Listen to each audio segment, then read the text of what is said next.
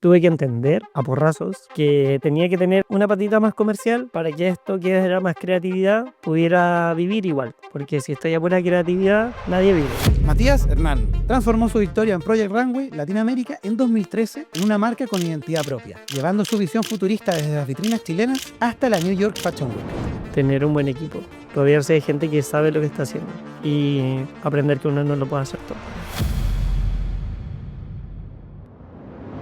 Hola a todos, ¿cómo están? Gracias por unirse a Andes Go, el podcast donde abordamos las claves del empoderamiento financiero a través de diferentes historias contadas por sus protagonistas. Y hoy estamos junto a Matías Hernán, en verdad, un crack. ¿Cómo estás, Matías? Bien, bien, muchas gracias. Gracias por la invitación. Acá muy expectante de lo que va a pasar hoy con esta conversación. Me alegro, porque en verdad que queremos como contar tu historia, ¿cierto? Para que la gente que está escuchando se inspire, ¿cierto? Y también aprenda de los desafíos que tiene todo esto, porque uno ve el éxito, pero no necesariamente ve el esfuerzo que hay detrás, los desafíos. Entonces, quería partir preguntándote cómo y cuándo decidiste dar el paso para convertir tu visión creativa en una marca con identidad propia. No sé si fue una decisión tan consciente, porque cuando partí con la marca todavía estaba en la universidad y surgió por un desfile al que me invitaron y la marca tenía que tener un nombre, no tenía logo. Y en una conversación con una de mis profesoras fue, bueno, pongámosle este nombre que suena un poco más disonante, yo me llamo Hernán Matías Cárcamo y la marca se llama Matías Hernán. Nunca me han dicho Hernán tampoco, siempre me han dicho Matías, entonces fue como, ya voy a ocupar Matías y le voy a poner Hernán después, tiene como es disonante, se queda un poco y el logo que diseñé, que es el logo que ocupo actualmente, lo diseñé en la universidad en primer año, no, segundo año. Te ha acompañado toda tu Me carrera. ha acompañado toda mi carrera y es literal una M montada con una H. Y fue.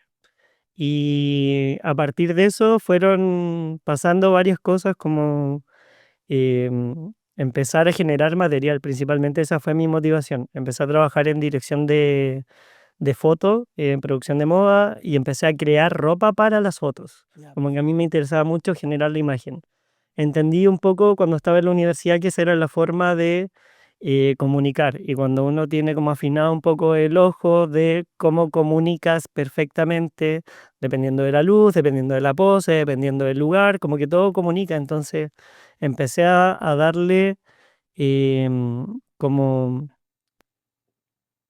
a ver, empecé a preocuparme de que el trabajo que estaba entregando fuera coherente con lo que quisiera, con lo que quería comunicar y principalmente de no botar el esfuerzo que había hecho en hacer el trabajo, en tomar la foto en la universidad o con mi prima o con una cámara casera. Trataba de hacer una buena producción, conseguirme una buena locación y armar una producción seria para poder tener un buen resultado. Perfecto. Y eso al final es partir desde abajo, ¿cierto? Es partir con lo que hay Ujú. y ponerse creativo. ¿Y cómo de eso fuiste diseñando como tu estilo visual? Y siempre he tenido como inconscientemente un gusto por el futuro. Es como me llama todo lo que es más dinámico, lo que tiene que ver con la velocidad, con la energía, em, con la música también. Entonces, de repente ahí ligarse a la música electrónica o nutrirse de eso también tiene su influencia. Perfecto. Bueno, y me imagino que mucha de la gente que está mirando Ujú, te conoció por Project Runway Latinoamérica el 2013. ujú. Me imagino que desde entonces tu carrera ha tomado muchos rumbos diversos. ¿Cómo ha sido el Efectivamente. camino después de Project Runway, ¿cierto? De ir construyendo esta marca sostenible en el tiempo, que te tiene todavía vigente, pero dentro de una industria que es súper competitiva como es la industria de la moda. Creo que lo que de alguna forma me ha ayudado a mantenerme vigente, porque ha sido súper oscilante todo el tiempo, es aprender a hacer muchas cosas diferentes y de eso ir nutriendo la marca. Por ejemplo, hoy en día no solo tengo la marca y hago costume, que es como el uno a uno, vestido de novia, traje de noche, sino que también tengo piezas que son más comerciales y he ido aprendiendo a escuchar al consumidor también y he ido nutriendo la marca de diferentes cosas, desde lo audiovisual, la música, hoy en día también toco música, entonces son varias cosas que van convergiendo y varios mercados a los que voy apuntando. También hoy en día uno de mis fuertes es trabajar con DJs para festivales. Entonces la gente ve al DJ y llega a mí y es como quiero ir a un festival y también eso es un mercado súper grande y que da abasto igual. Y bueno, y ahí, ¿cómo? Porque partiste del diseño, ¿cierto? De la fotografía, de hecho. Partiste de la fotografía, empezaste a diseñar los vestuarios ahí y recién mencionabas que empiezas a mezclarlo con la música, Ujú. que lo empiezas a mezclar con otras técnicas Disciplina. o otros conocimientos. ¿Cómo eso surgió de forma natural o fue algo que tú, de Eh, alguna manera, como que lo hiciste intencionadamente? es que cuando tiene como un nicho acotado, diseño, de alguna forma te quedas ahí un poco encerrado, po. Entonces hay que buscar otra fuente de donde nutrirse y por lo primero que pasé fue sentirme un poco vacío de creatividad y necesitaba un estímulo que no fuera la música, que no fuera salir a carretear, que no fuera ir a ver una obra de algo. Y en eso encontré, como a modo de terapia, la danza. Y empecé a tomar de todos los estilos de danza hasta que encontré el contemporáneo y una técnica de improvisación que en verdad es como un trance. Entonces es mucho de introspección, irte conociendo y entender el cuerpo como una herramienta de comunicación, entenderlo como un soporte. Luego ahí me interioricé un poco lo que es la performance, el entendimiento de la presencia escénica y el cómo empezar a comunicar a partir de una performance. Y empecé a transformar los desfiles, que es como una modelo tras de la otra, en una especie de performance que tenían un guión y un relato, distintos estados, como si fuera una obra de teatro. Bueno, por eso de trasladar como lo que aprendes de un lado en el otro, Ujú, porque imagino que igual ahí estás hablando del cuerpo y al final tú lo ujú, que haces tiene que ver con el cuerpo también. ujú. Y ahí sabemos que eres súper riguroso como con los detalles, ¿cierto? Y la calidad de los diseños. Creo que es algo que te caracteriza. ¿Cómo equilibras ese nivel de exigencia artística con lo que decías antes de empezar a hacer esto de un negocio, ¿cierto? Empezar a tener productos custom, pero también productos estándar.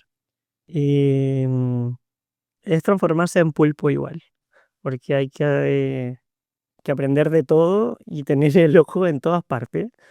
Y la única forma de lograrlo finalmente es teniendo un equipo que sea igual de riguroso e igual de capacitado para cada área. No le puedo pedir a la gente que ve financiero que esté cosiendo, o la gente que está cosiendo que vaya a buscar los materiales, o que atienda a un cliente, o que me haga el diseño.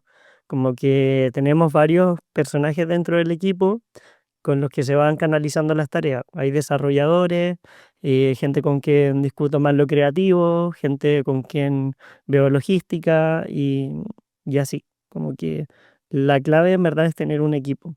Me tomó años entenderlo igual. Sí, y te quería preguntar por eso, porque obviamente partes solo, ¿cierto? Entonces, ¿cómo fue ese aprendizaje de, oye, creo que tengo que empezar a incorporar gente? ¿Te costó soltar? ¿Qué desafíos tuviste ahí? Y el empezar a tener mucho sueño, en verdad, porque no dormía, pues, no dormía. Había que hacer gráfica, había que mandar mails, había que dibujar, había que entregar propuestas para marca, había que entregar propuestas para el cliente uno a uno, había que cortar, había que coser, había que ver la página web. Entonces, por ahí tuve en un periodo que fue bastante largo, como del 2013 al 2019, un socio con el que tuvimos otra marca que se llama The Remix. Él ahora vive en el extranjero, pero con él aprendí mucho porque era muy ordenado y también súper riguroso y muy capaz de hacer varias áreas, como lo digital, generar los videos, generar las gráficas y armar una marca que fuera más comercial. Esta marca hicimos varias colaboraciones con Marvel, con Disney, Star Wars. Hasta el 2020 fue la última cápsula que sacamos con Star Wars y él en verdad me enseñó un poco a ser más riguroso con eso y también entender que no podía hacerlo todo, porque yo tenía que atender al cliente o buscar clientes y buscar marcas para poder seguir haciendo cosas con la marca. Perfecto. Y me imagino, bueno, has participado en hartas ferias internacionales, Mm. colaboraste con retail, con las marcas que mencionabas también, diseñaste para celebridades. Eh, ¿Cuál ha sido tu estrategia para mantenerte relevante? Porque han pasado hartos años y sigues estando ahí, ¿cierto? ¿Cómo has ido generando? ese espacio para mantenerte relevante sin perder tu sello personal. El otro día veía un video, no me acuerdo bien la frase cómo estaba estructurada, pero decía, la carrera no la gana el más talentoso o el que más hace, sino el que perdura en el tiempo. Y ese perdurar en el tiempo ha sido bastante oscilante porque he transitado por varios universos, trabajar en televisión, trabajar en publicidad, teatro, cine, danza, espectáculo. Entonces como que salto de una a otra y eso me mantiene ocupado y generando material todo el tiempo. Entonces paso de terminar una obra de teatro, a hacer clases en la universidad y el resultado del taller, te contacta alguien y se van así saltando los proyectos de uno en uno y eso me va dando de alguna forma visibilidad y espacio para innovar. Em, Creo que perdí un poco el hilo. No, no te preocupes, porque al final, de alguna forma, eso te permite mantener tu sello Ujú. y cambiar de escenario, por decirlo de alguna manera. Claro, cambiar de escenario e ir explorando también lo que pasa como en un 360 del contemporáneo, ya sea en publicidad, sea en cine o en videoclips. Generalmente trabajo harto para esos nichos, que es cantantes, DJs, también televisión y publicidad, generar un costume, que es desde un astronauta, un conejo, un corpóreo, un video de Jepe que hicimos hace unos años, un conejo rosado que medía 2 metros, Sí, lo que vi, lo está, vi. ese conejo lo hicimos en el estudio. Un comercial para una crema que lo protagonizaba la Leonor Varela y un traje de astronauta. Desde eso, que es más experimental o medio cosplay, hasta un traje de novia. Entonces, como que te va dando vueltas en varias cosas y cuando manejas de alguna forma varias técnicas, y varios materiales y varios procesos, te permite estar en un flujo constante de trabajo. Perfecto. Y en esa oscilación que mencionas, Ujú, alguno de esos escenarios, digamos los escenarios, así como ujú. el cine, televisión, comerciales, cantantes, ¿alguno que te guste más? Videoclip, me encanta el videoclip. Me gusta como que me gusta mucho la música, entonces cuando conecto con la música puedo transitar a el imaginario del personaje y ver al personaje en acción. De hecho, cuando creo una colección paso un poco a la inversa, escucho la música y me imagino el escenario completo con el personaje, la presencia escénica y ahí recién veo la ropa. Y de ahí bajo al dibujo y después vuelvo a recrear esa imagen, pero en la realidad. ¿Y alguno que no te guste tanto? Y no me gusta tanto el ritmo de la televisión y el ambiente tampoco. Ya, no vamos a andar en eso, pero No, me imagino por no me gusta tanto el ritmo de la televisión. de qué hablan eso. Perfecto. Y bueno, yo me Que imagino. la televisión igual. ¿Ah? Aunque partiera la televisión igual. Sí, hay que tenerle cariño. Sí, y respeto. Porque imagino que igual, obviamente, está una industria que no hay muchas personas que la habiten en Chile. Es una industria que no es fácil, Ujú. porque los que estaban son como históricos, ¿cierto? Y es un mercado chico. Igual hoy en día, levanté una piedra y una marca nueva. ¿Sí? Sí, están, por decirlo, los cabros chicos, o alguien que tiene 10 años menor que yo, están súper motivados creando sus marcas, buscando nuevas formas, nuevas técnicas. Lo que sí, o lo que noto generalmente, es que hay como una búsqueda del exitismo más que de generar un buen producto, algo así. Claro, más Como bien la que propuesta. más que en la propuesta. Hay algunos que son bastante sólidos en la propuesta, pero como en la construcción de la imagen y la foto, que eso igual es importante, porque es lo que comunica y lo entendí cuando estaba en la universidad y eso yo creo que fue lo que me llevó un poco más lejos. Pero también entiendo que es un proceso y se los va a dar el tiempo, el ir entendiendo los materiales, las técnicas y un mejor acabado. Pero creo que el tema de las redes sociales también ayuda y no ayuda tanto porque buscan tener un alcance, buscan tener viral, o sea, ser virales o ser exitosos en eso más que tener un buen producto.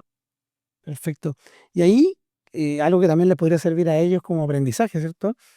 ¿Cuáles son los desafíos que tú como diseñador independiente has tenido, ¿cierto? Al liderar esta marca propia y un equipo de trabajo. Porque ellos vienen de atrás, ¿cierto? Ujú. Pero tú ya has pasado ese camino. Em, Como lidiar bien con los proveedores. como el proveedor que sea, que te cose, que te estampa, que te vende la tela. El tener una buena relación con los proveedores es fundamental para poder llegar a tus tiempos, y tener una buena organización interna con tu equipo. Me ha costado un montón como lograr ese flujo porque hay gente que entra, gente que sale, entonces van cambiando los roles dentro del equipo y como te decía, tener como alguien específico para la tarea hace que esa persona rinda mejor también.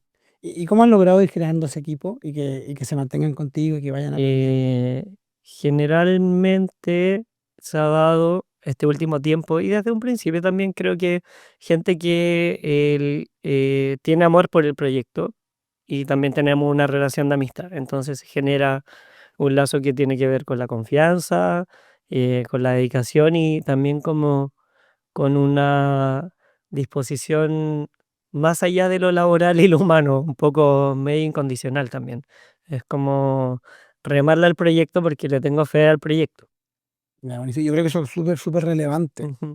Con el compromiso del equipo, Exacto. porque también el tema de las relaciones humanas es súper complejo porque hay que contener a la gente igual, pues, y entender a cada uno dentro de su personalidad y dentro de lo que está viviendo.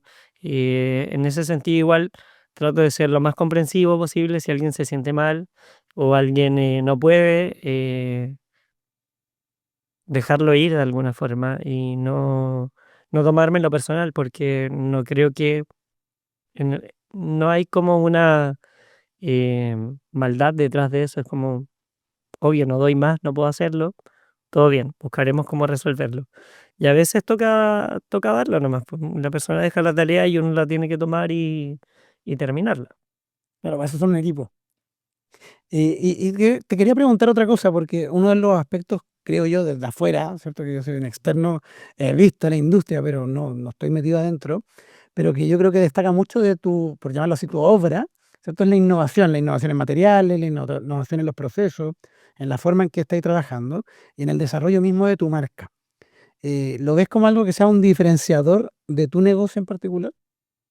Yo creo que claramente es un diferenciador porque el comentario, yo siempre trato de despegarme un poco de esa imagen, de que soy súper único, de que soy pionero en Chile, como que eso es algo que escucho todos los días o me llegan mensajes y la gente me lo repite, me lo repite, me lo repite. Perdón por repetirlo. Y yo no sé si conecto tanto con esa imagen que hay de mí o de mi marca y este desarrollo que hay como de innovación es una búsqueda un poco inconsciente.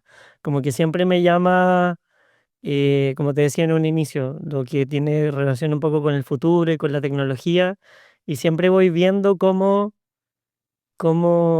innovar, pero no porque lo esté buscando, sino como porque ya lo que hice ya me aburrió. Entonces, como, ya, ¿y ahora qué hago? Y es como, Como una curiosidad. ¿qué hago de ahora para que esto se eleve un poco? Por ejemplo, hace 2 años trabajamos con la princesa Alba para Viña y yo venía hace unos, no sé, 8 meses, literal, con un retazo acrílico de la pandemia, de estos separadores de chofer y Ujú. pasajero, estos escudos protectores. Yo tengo un proveedor que me cortaba láser ahí en Bellarte y él cortaba esta plancha y dejó literal afuera un árbol en la basura, los retazos de acrílico. Y yo pasando y dije, oye, pero esto igual sirve, tengo una pistola de calor, podría hacer algo.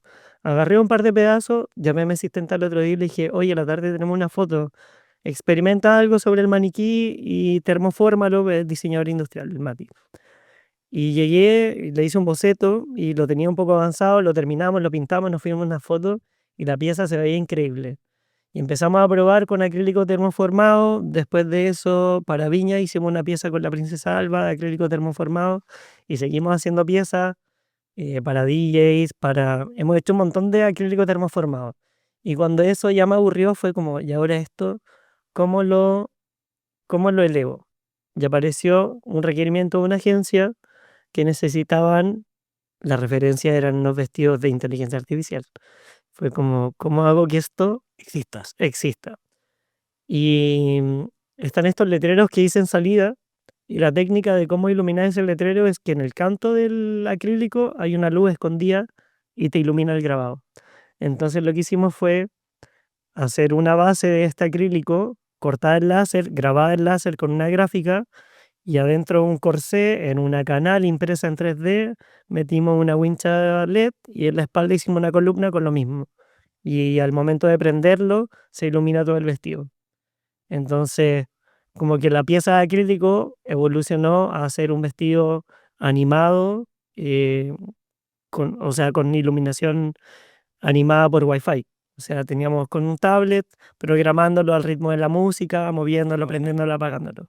Y esa pieza estuvo en este lanzamiento de esta marca, pasó a una feria de arte y el mismo día que estuvimos en una feria de arte estuvimos en la rave más grande de Santiago, en la Dama en el Caupolicán. O sea, una pieza comercial pasa a un escenario de arte y del arte a la fiesta. Entonces, como 360. Qué buena. Imagino que obviamente para toda esa experimentación que hacen ustedes, obviamente, me imagino que hay harta inversión por detrás en materiales, en herramientas, en técnica. ¿Cuáles han sido las decisiones financieras más importantes que te han permitido mantenerte vigente? No comer. Hoy en día trabajar con un ingeniero comercial que tiene el control de todo lo que entra y lo que sale y hacer balances mensuales, que eso igual es relativamente nuevo para mí. En un momento lo tenía más ordenado, eh, y también el registro de cada cliente, una ficha por cada cliente, el pedido, los costos, ir regulando todo eso. Como yo soy más creativo, es como, esto hay que hacerlo así, entonces hay que comprar material, hay que pagarle a tal para que lo haga, hay que hacer esto así, son tantas horas, no sé cuántas horas va a demorar, pero hay que hacerlo igual. Entonces de repente como que se te va pasando la hora y te va subiendo el costo, hay un error, hay que comprar más material, te sube el costo y no de repente, muchas veces fue uno tener que poner plata para poder terminar el proyecto por la poca experiencia quizá en sacar el presupuesto o cerrar un presupuesto antes de tener claro cuánto vaya a gastar. Perfecto.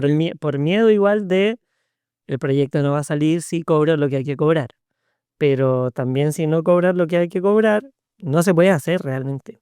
Claro, yo creo que esa parte de profesionalizar de alguna manera la parte comercial es súper vital para que el negocio tenga continuidad.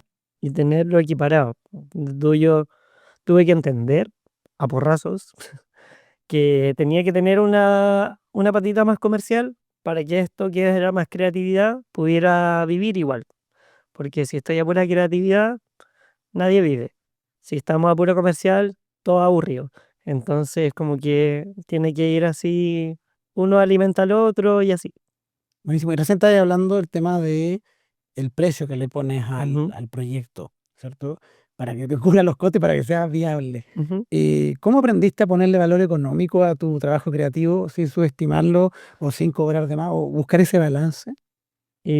Con una tabla, finalmente, con una tabla que se ven todos los costos fijos desde el arriendo del taller, el pago de la hora, los sueldos, los materiales, y eso se calcula con un porcentaje para poder proyectarlo y tener un presupuesto en donde también se me paguen mis horas y se pague el uso del derecho de imagen de la marca. Sobre todo cuando es algo como para publicidad, que la publicidad es súper exigente porque siempre es para ayer. Claro. Entonces hay que siempre apretar al equipo, siempre apretarte tú y estar encima hasta que salga la entrega y ir y todos felices y contentos. Entonces, también dar un servicio de alguna forma eh, premium, porque estar encima 24/7, ir al comercial y estar en el comercial y ver que todo salga bien hasta que termine el comercial, igual es súper desgastante, Claro. porque son como jornadas largas de grabación, que eso no está como contemplado dentro de tu creatividad, sino que es como aperrar y estar así, También me muy imagino contento. me imagino que al principio viendo ahí la tabla. No, no, no, no, no. Y, Era como ya esto puede salir esto, como pensando en los materiales y en cuánto me va a tomar hacerlo, pero finalmente termina siempre siendo un valor que está por debajo de lo que significa la apreciación del trabajo. perfecto. ¿Y cómo fuiste aprendiendo a valorar ese trabajo? Con la ayuda de gente, en un momento se unió una gran amiga de la que aprendí un montón, que es la Pía Vidal, que se dedica a eso, a optimizar procesos con marcas y hacer estrategias de procesos para no caer en estos baches y tenerlo como todo súper controlado. Gracias a ella también tengo como un orden de los clientes y ella es como 360 también. Es diseñadora, tiene su marca, es estilista y trabaja asesorando marcas también. Entonces, aprender de gente que sabe lo que está haciendo, yo creo que es lo principal. Perfecto. Y ya para ir cerrando, aparte del ingeniero comercial que mencionaste antes, ¿cuál ha sido tu mejor inversión en estos años?